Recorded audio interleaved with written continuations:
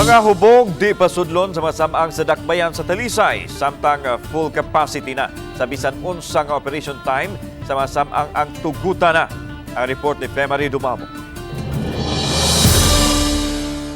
Usa kini sa nakabot nga kasabutan natul sa final coordination meeting sa Talisay City LGU ug sa ubang ahensya sa kagamhanan kini aron pangandaman ang adlaw sa mga santos ug mga minatay.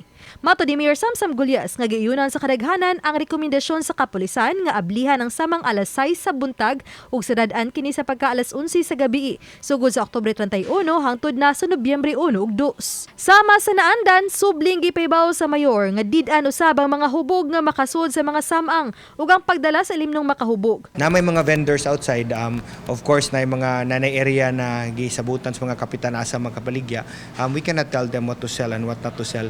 But as far as liquor and hubog musod sa minteryo, it will not be allowed by the PNP. Samtang sugod na sa pagmonitor sa kadalanan ng mga traffic enforcer sa Oktubre 29. Sugod na usab gay pakatapang kapulisan, kabumbiruhan, og mga kawani sa City Disaster Team ug mga force multiplier sa mga usang adlaw. Ang atuang traffic plan, magsugod namin sa pagmonitor inig Pizza 29.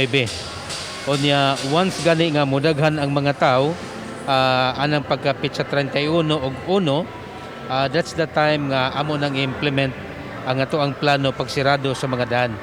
Giulagway sa mga opisyal sa City Hall nga nahanay na ang tanan nilang pagpangandam alang sa malinawon nga adlaw sa mga santos ug sa mga minatay. Uban ni Philip Patricio Grod Prado, ako si Femari Dumabok.